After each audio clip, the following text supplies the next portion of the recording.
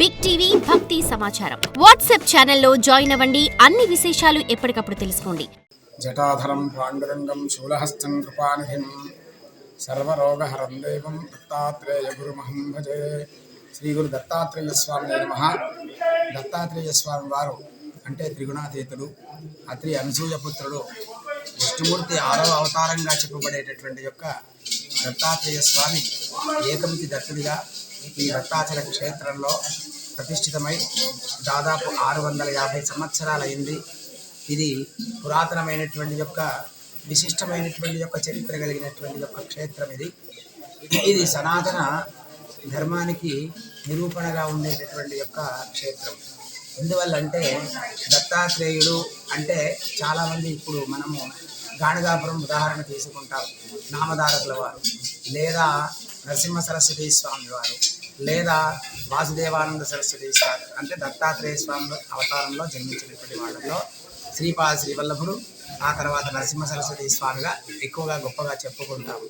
అందులో దత్తాత్రేయుడి 2వ అవతారమైనటువంటి యొక్క నరసింహ సరస్వతి స్వామి ఇచ్చట 12 సంవత్సరములు, ద్వాదశ అంటే ఒక పుష్కర కాలం పాటు సంవత్సరం చేసి చాలా క్షేత్రాల్లో తపస్సు చేస్తూ తపస్సిద్ధిని సంపాదించి గాణగాపురం వెళ్ళడం, స్థిరనివాసం ఏర్పాటు చేసుకోవడం, గురు పరంపరని ప్రచారం చేయడం.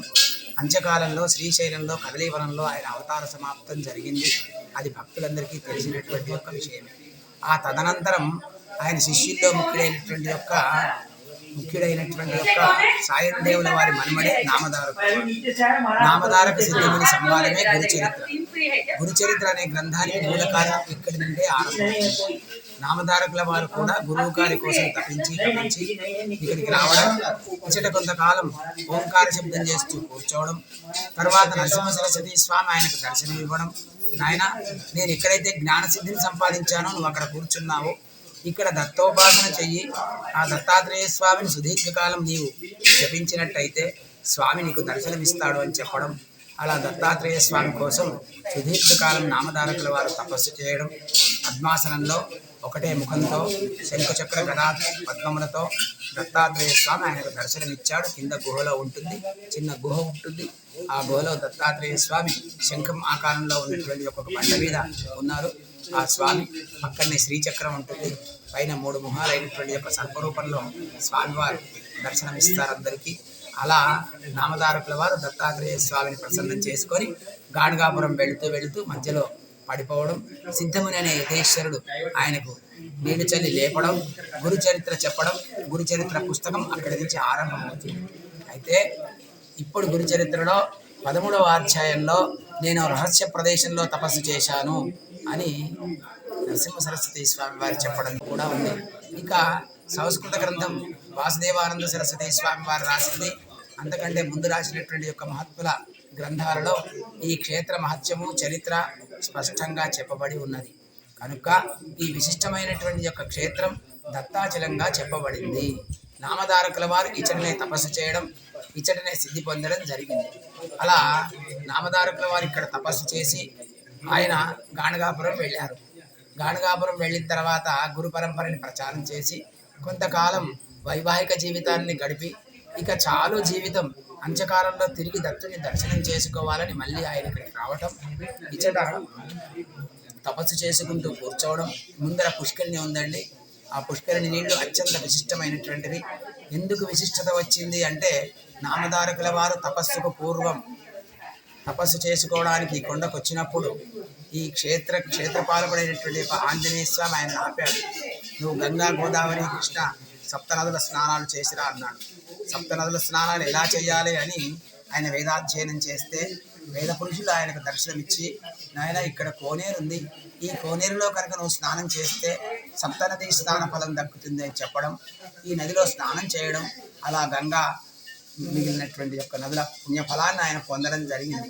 ఆ తర్వాత అంత్యకాలంలో ఇక్కడే తపస్సు చేసుకుందామని వచ్చినప్పుడు అక్కడ నీళ్ళ మీద ఒక గుడ్డ వేసుకోవడం, నీళ్ళ మీద కూర్చోవడం, ఓంకార శబ్దం చేస్తూ కూర్చున్నటువంటి ఒక తరుణంలో ఈ ప్రాంతాన్ని పరిపాలించే రాజుగారు కూతురు అనారోగ్యానికి గురి కావడం, మరి వ్యాధిగ్రస్తురాలైన బిడ్డని స్వచ్ఛమైన గాలి, నీరు, వాతావరణం కోసం రాజుగారు ఈ ప్రాంతానికి తీసుకురావడం, ఇతడ స్వామి చేసే తపస్సును చూసి స్వామికి దండం పెట్టుకొని, స్వామి అభాగ్యుణ్ణి, బిడ్డ అనారోగ్య స్థితిలో ఉంది, బ్రతికించండి అని వేడుకుంటే, నాయన ఈ నీళ్లు తీసుకెళ్ళు, బిడ్డకు త్రాగించు, బ్రతుకుతే నీ అదృష్టం అని చెప్పడం. అలా ఈ నీళ్లు తీసుకెళ్లి బిడ్డకు త్రాగించడం. అంతకాలంలోనే బిడ్డ ఆరోగ్యవంతురాలు కావడం జరిగిపోయింది. బిడ్డ ఆరోగ్యవంతురాలు అయింది కదా అని రాజుగారు విలువైనటువంటి ఒక కానుకలతో తన కుటుంబంతో స్వామి దర్శనార్థమే వచ్చాడు.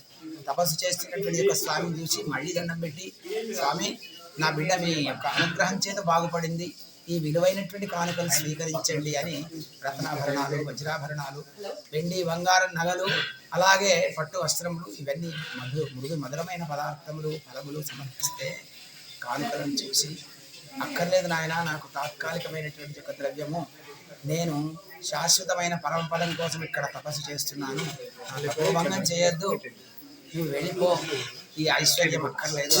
లేదు స్వామి, ఐశ్వర్యం మీరు కూర్చున్నదంతా నా ఏలుబడిలో, ఇక్కడి నుంచి 1000 ఎకరాల స్థలాన్ని నేను మీకు దానం చేస్తున్నానని దానపత్రాలు రాసి ఆయనకి ఇవ్వడం, రాజుగారు వెళ్ళిపోవడం.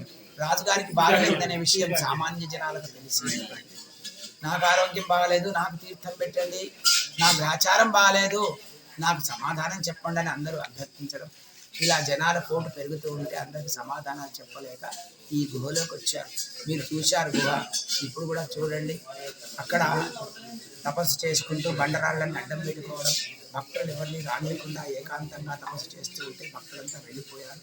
గాణగాపురంలో ఆయన భార్య, బిడ్డలు, భర్త లేని స్త్రీ అవమానాలకు గురైపోయి ఈ ప్రాంతానికి రావడం, బక్కచిక్కిన శరీరం చేత ఓంకార శబ్దం చేస్తూ కూర్చున్నటువంటి యొక్క తన భర్తను చూసి, స్వామి నేను నీ భార్యని, వీళ్ళు నీ బిడ్డలు, పెంచి పోషించే ధర్మం నీది కదా, వీళ్ళందరికీ ఆహారం పెట్టు, బయటికి రా అంటే, అంత్యకాలంలో దత్తదర్శనమే లక్ష్యంగా నేను ఇక్కడ కూర్చున్నాను, నా తపోభంగం చేయొద్దు, నీవు ఎచ్చటికైనా వెళ్ళి సన్మార్గంలో బిడ్డలను పెంచు అన్నారు. ఎక్కడికి వెళ్ళాలి అంటే, రాజుగారు ఇచ్చారు భూదండ్యం, అది పట్టుకో, భోజనానికి ఎంత అవసరమో అంత స్వీకరించు, మిగతాది వదిలేసేయి అని చెప్పడం. అలా ఆ మాతృమూర్తి ఇక్కడ నుండి ఆ రాణిపత్రాలు తీసుకోవడం, 3 కిలోమీటర్ల దూరంలో నివాసం ఏర్పాటు చేసుకోవడం, భోజనానికి ఎంత అవసరమో అంత మాత్రమే భూమిని స్వీకరించడం, పిల్లలను సన్మార్గంలో పెంచి పోషించడం జరిగింది. ఇలా కొంతకాలం అయిన తర్వాత స్వామి అవతార సమాప్త కాలం సంప్రాప్తించింది. స్వామివారు తన కుమారుడి స్వప్నంలో వెళ్ళి, నాయన నా అవతార సమాప్తం అవుతూ ఉన్నది, ఇచ్చట ఏకముఖి దత్తుడు ఉన్నాడు, నువ్వు రా, వస్తే నేను సమాధిలోకి వెళ్ళిపోతానని చెప్పడం. అలా తండ్రి గారి ఆజ్ఞ మేరకి ఆయన రావటం, కుమారుడి సమక్షంలో సమాధిలోకి వెళ్ళిపోవడం, దత్తాత్రేయ స్వామిని సదా కొల్చండి, అన్నదానాది క్రతువులు నిర్వహించండి, మార్గశిర మాసంలో ఉత్సవాలు చేయండి అని చెప్పడం నామదారులు వారు. వారి ఆజ్ఞ మేరకి వారి కుమారులు అలా చేస్తూ తరిస్తూ ఉండేవాళ్ళు. అలా ఈ క్షేత్రం అంత విశిష్టమైనటువంటిది. ఆ తర్వాత వాళ్ళ కొడుకు ఇలాగే వంశపారంపర్యంగా ఈ క్షేత్రాన్ని వృద్ధి చేస్తూ క్షేత్రంలో పూజలు చేస్తూ తరిస్తూ ఉన్నాము. వాళ్ళ వంశపారంపర్యమే మేము. నా పేరు సభాపతి శర్మ అంటారండి, మాది 11వ తరం. మా తరానికి వచ్చిన తర్వాత ఇంత విశిష్టమైన పుణ్యక్షేత్రాన్ని గాలికి వదిలేసామే అని నిత్య ధూపదీప నైవేద్యాలు ఏర్పాటు చేశాను. ఇక్కడ ఏ వసతులు లేవు, ఇది పెద్ద గుట్ట, అన్ని రాళ్ళు, తర్వాత క్రూర మృగాలు, విషసర్పాలతో నిండినటువంటి యొక్క ఈ గుట్టలో రోజు రావాలంటే కూడా కాస్త ఇబ్బందికరంగా ఉండేది.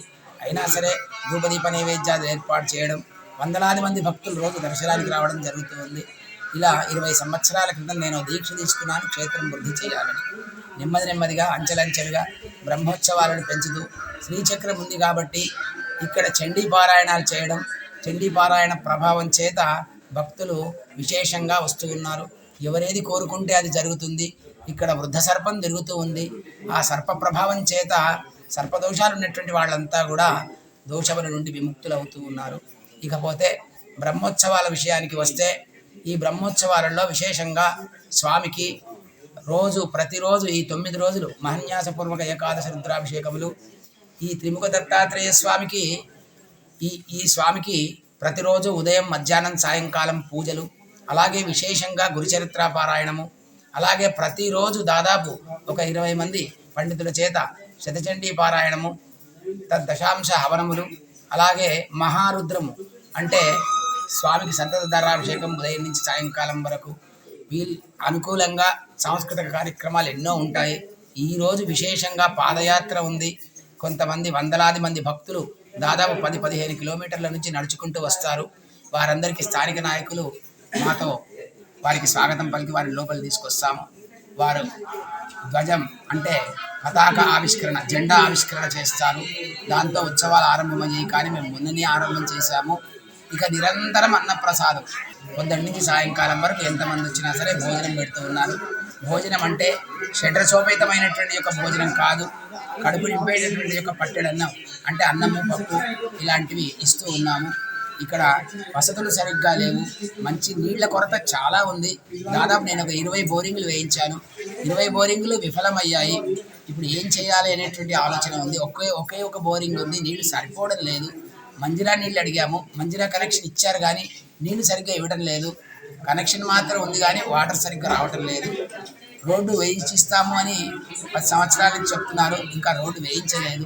రోడ్డు వెడల్పు చేయాలి, వేయించాలి. వసతులు చాలా ఉన్నాయి. ఆ దత్తుడి అనుగ్రహం చేత ఇక్కడ ఎవరు ఏది మొక్కుతే అది జరుగుతుంది. విశేషంగా పౌర్ణమి 15వ తారీఖు ఆదివారం రోజు ఉంటుంది. ఆ రోజు వేలాది మంది స్వామిని దర్శిస్తారు. ఆ రోజు మంచినీటి కొరత ఎలా తీర్చాలి అనేటువంటి యొక్క ఆలోచనలో ఉన్నాను నేను.